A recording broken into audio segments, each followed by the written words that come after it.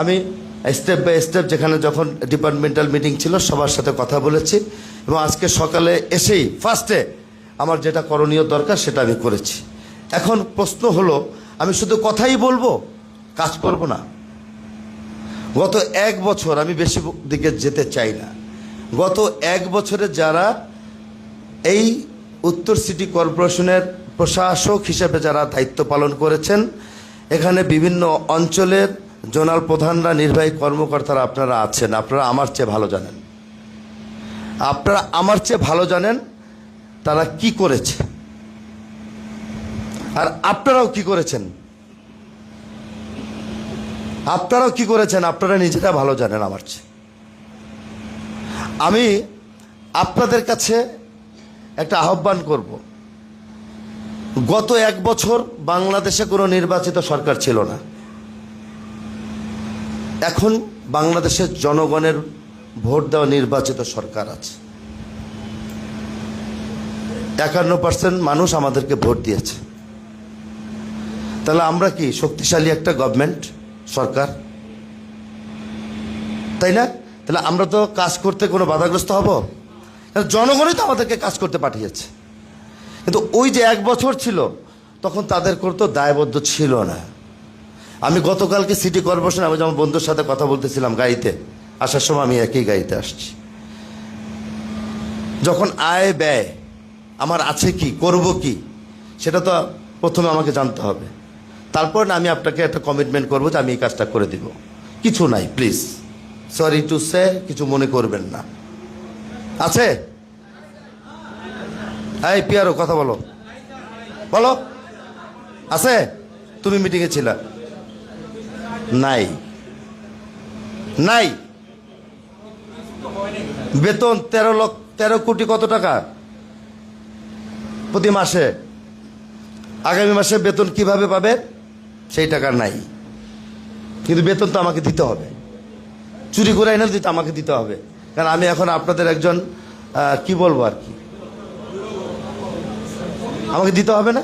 না দিলে তো আপনারা আন্দোলন করবেন। কিন্তু আপনাদের একটা জিনিস জানতে হবে, গত 1 বছরে কি হয়েছে। এটার সাথে অনেকে জড়িত আছে, অনেকে আছে। আজকে একটু আগে একজনকে সাসপেন্ড করেছি আমি আসার আগে।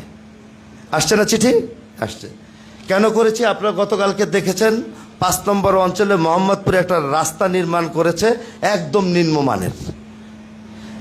আমি যতটুকু জানি, একটা রাস্তার কাজ যখন হয়, ওই জনের যে নির্বাহী কর্মকর্তা এক্সচেঞ্জ সাহেব থাকে, উনি নিজে দেখবে ঢালাই বা পিচ ঢালাই হোক, রড মাপ মতো আছে কিনা, সব ঠিকঠাক আছে কিনা, দেন ওনার উপস্থিতি সেখানে ঢালাই হবে, তাই না? কিন্তু আমরা কি সব এক্সচেঞ্জ সাহেবরা ওখানে যাই? আমরা এখন থেকে যেতে হবে। নেক্সট টেন্ডার, ওয়ার্ক অর্ডার নির্দিষ্ট টাইমের মধ্যে শেষ করতে হবে। 3 মাসের মেয়াদ থাকবে, আপনি সেটাকে 9 মাস নিয়ে যাবেন, এটা আর হবে না, একদম হবে না। আমি এতটুকু গ্যারান্টি দিতে পারবো, এটা আর হবে না। এখন ওই টেন্ডার যদি আমার বাবারও থাকে, হ্যাঁ, থাকতে পারে, হ্যাঁ, আমার দলীয় নেতাকর্মীরা ব্যবসা বাণিজ্য করে খাবে, তাদেরকে সুযোগ পাবে, সেটা নৈতিকতার ভিতর থেকে পেতে হবে।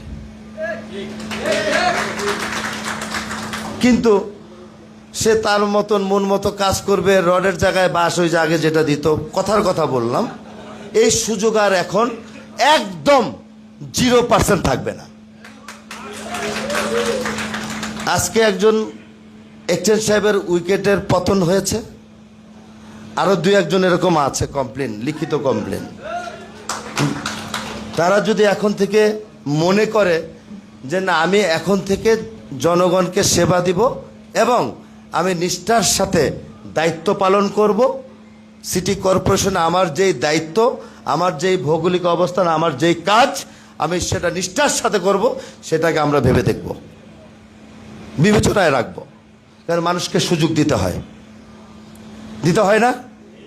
আমরা সেই সুযোগটা দেওয়ার জন্য প্রস্তুত আছি, তবে তার কর্মকাণ্ডের মধ্য থেকে তাকে এটা প্রমাণিত